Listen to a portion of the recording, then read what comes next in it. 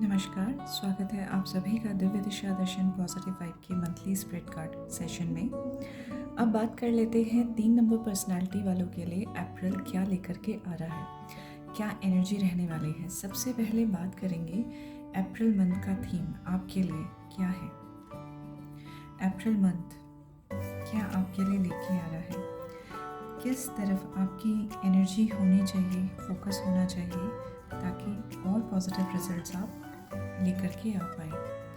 क्या possible challenges या obstacles आप फेस कर सकते हैं और क्या अपॉर्चुनिटीज़ आपकी तरफ आ रही हैं अप्रैल मंथ में।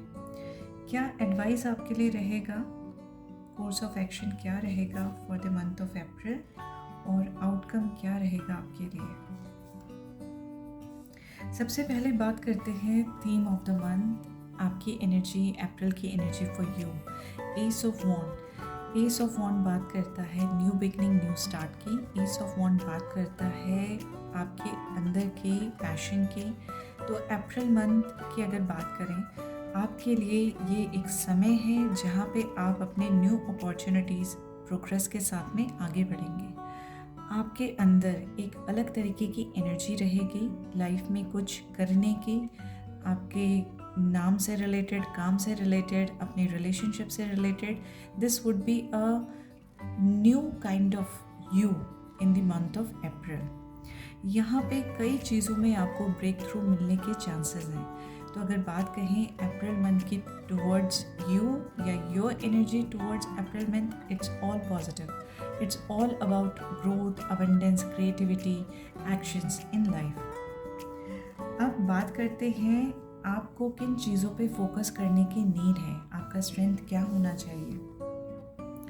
यहाँ पे wow, this is hat trick in the number series, जहाँ पे फर्स्ट, सेकेंड एंड थर्ड तीनों के लिए ही 10 नंबर की एनर्जी आई है टू फोकस। आपका स्ट्रेंथ आपकी फैमिली है, आपका स्ट्रेंथ आपकी इमोशंस है, आपका सपोर्ट सिस्टम है।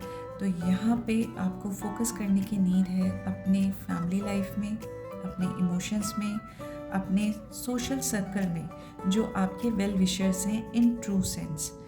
आपको ज़रूरत है कि अपनी फैमिली सिचुएशंस पे फोकस करें, ध्यान दीजिए।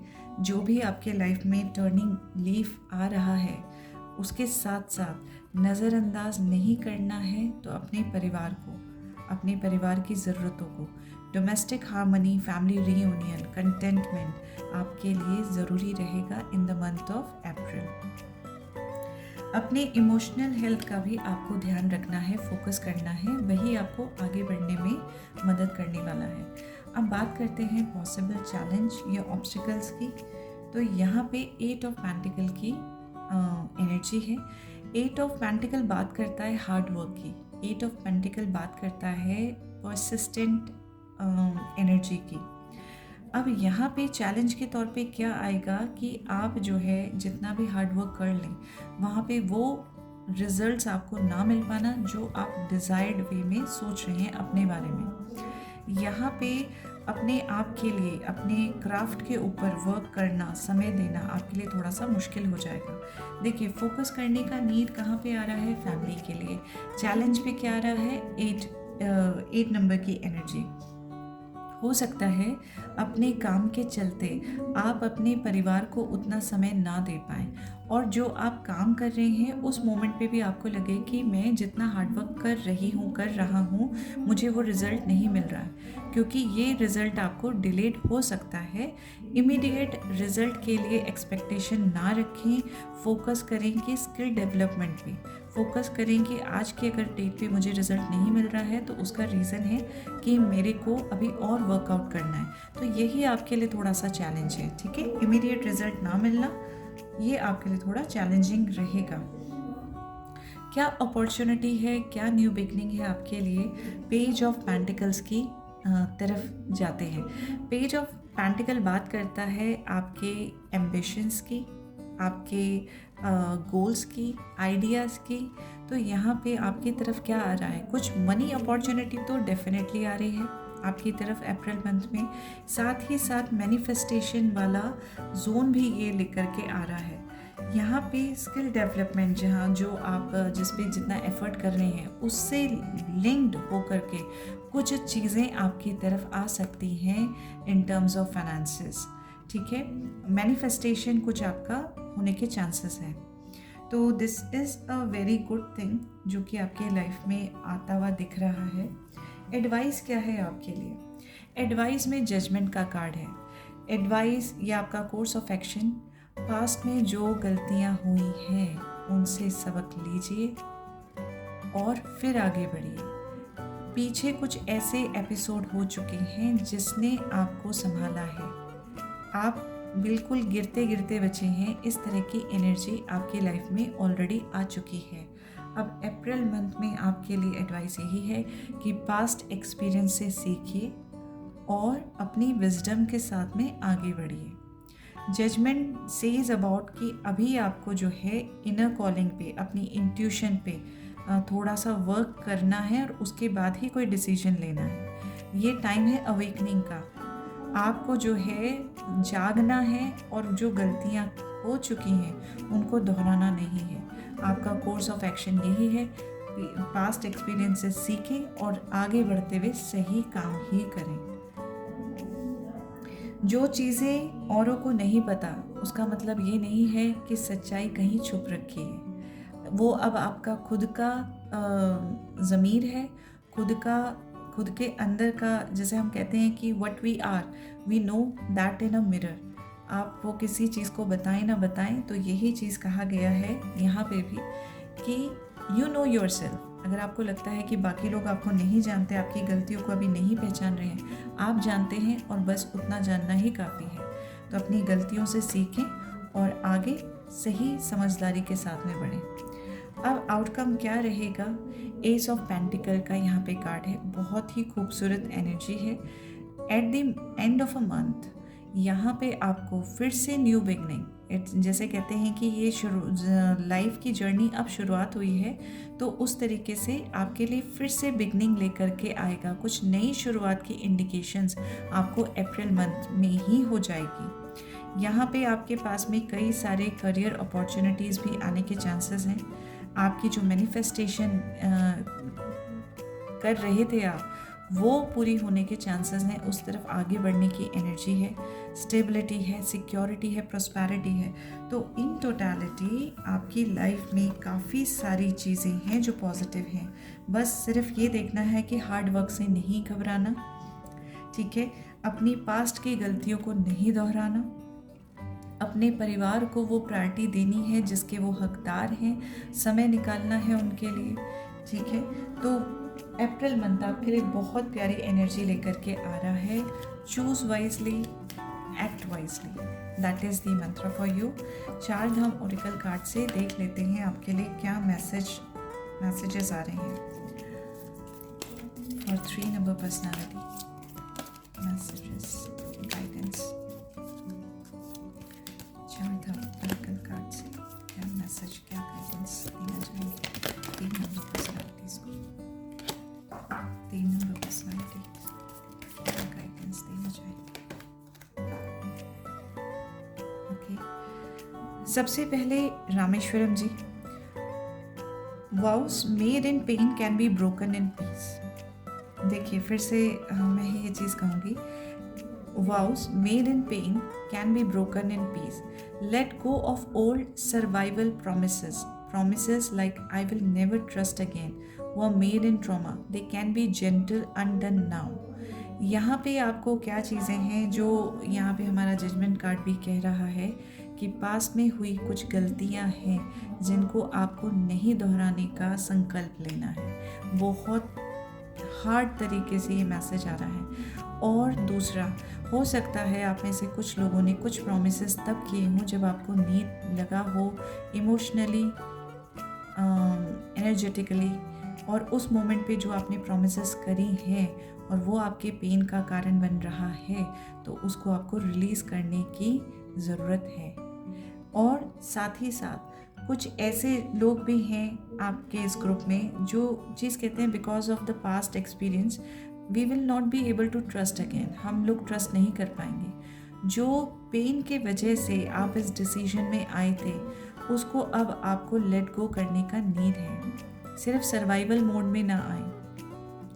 आप जो है आपके लिए अफर्मेशंस भी यही है, I now release the vow of, जो भी आपने प्रॉमिस बनाया था, to be in connect with someone, to do something for someone, to be like someone और वट एवर प्रॉमिस आपने करा था, जो कि पेन के दौरान आपने करा है, एंग्जाइटी के दौरान आपने करा है, अब आप उसे रिलीज़ कर रहे हैं। अब मैं उसे रिलीज़ कर रही हूँ। जो प्रॉमिस मेरे लिए हेल्दी नहीं है उसको मैं रिलीज़ करता हूँ अपनी लाइफ से। अफर्मेशन है, I choose new agreement in love. I choose new agreement in love is your affirmation. Second card Badrinath Dham, Badrinath ji का आया है, तपस्या will reward you. Your sacrifices are not in vain. The universe record discipline like sacred offerings. Stay the course. यहाँ पे आपसे कहा जा रहा है कि जो sacrifices आपने लाइफ में बनाए हैं वो बिल्कुल भी इग्नोर्ड नहीं है, वो बिल्कुल भी नज़रअंदाज नहीं किए गए हैं। यूनिवर्स आपके डिसिप्लिन को, आपके रेगुलर परसिस्टेंट एफर्ट को एक ऑफरिंग की तरह ही लेकर के चल रहे हैं। अपने कोर्स को मेंटेन कीजिए।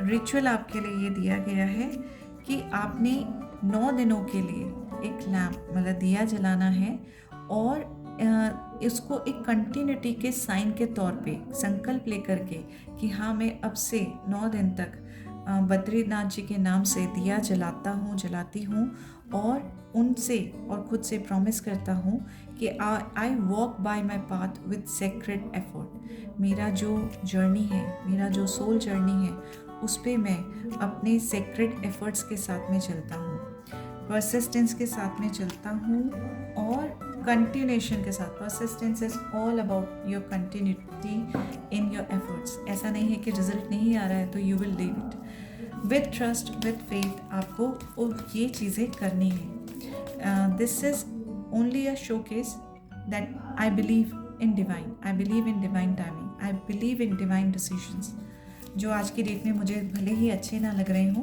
मगर मेरे लिए वही प्रॉफिटेबल है। किस सरेंडर एनर्जी में आपको रहना चाहिए इन द मंथ ऑफ अप्रैल? क्या सरेंडर एनर्जी में रहना आपके लिए प्रॉफिटेबल रहेगा? क्या सरेंडर एनर्जी में रहना in the month of April आपके लिए प्रॉफिटेबल रहेगा? Okay, let me see if there is any other message. क्या सरेंडर एनर्जी में रहना 3 नंबर पर्सनैलिटी वालों के लिए ज़रूरी है? क्या पर्सनैलिटी वालों के लिए ज़रूरी है surrender energy guidance? Okay, I am not getting another card, so let's stick with one. यहाँ पे एक ही आपके लिए सरेंडर कार्ड आया है, surrender energy, surrender comparison with other people. यहाँ पे आपसे कहा जा रहा है कि अपना फोकस, अपने स्ट्रेंथ, अपने पावर, अपने अट्रैक्टिवनेस क्वालिटीज़ में आपको बोलूँगी कि उस पर रखिए, ना कि लोगों के साथ में अपनी कंपैरिजन को इम्पोर्टेंस दीजिए। अप्रैल मंथ के लिए यही आपके लिए मंत्रा रहेगा, I am enough for my self, I am unique in my own terms. ये आपको खुद को याद दिलाने की ज़रूरत है अगेन एंड अगेन। अगर मैं यूनिवर्सल एनर्जी के थ्रू बात करूं, अप्रैल का मंथ का एनर्जी है 5 और आपकी जो पर्सनैलिटी है that is 3 and 5 are do good with each other. तो 5 जो एनर्जी लेकर के आ रहा है April, that is of twist and turns, adventure, risk taking. तो यहाँ पे आपको क्या चीज़ करना है, आपको अपना कोर्स जो है अपनी पर्सनैलिटी के अकॉर्डिंग अपना जो कोर्स है उसे मेंटेन करना है। 3 और 5 आपके जो है फ्रेंडली नंबर्स हैं, ठीक है।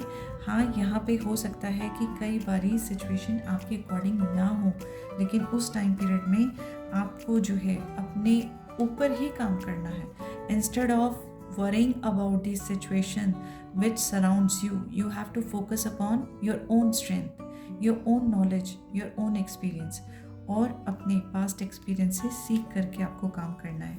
अगर आप फॉलो करते हैं इन गाइडलाइंस को तो there will be good chance of a new beginning in the ending of the month. मतलब एक चीज़ ख़त्म ना होते हुए भी दूसरी चीज़ आपके लिए एकदम से स्टार्ट हो जाएगी। So this is the guidance for you to focus, to remember, to revisit your past and take decisions wisely. I just hope आने वाला मंथ आपके लिए प्रॉफिटेबल हो, पॉजिटिविटी लेकर के आए, आपकी लाइफ में खुशियाँ लेकर के आए। Thank you, God bless you.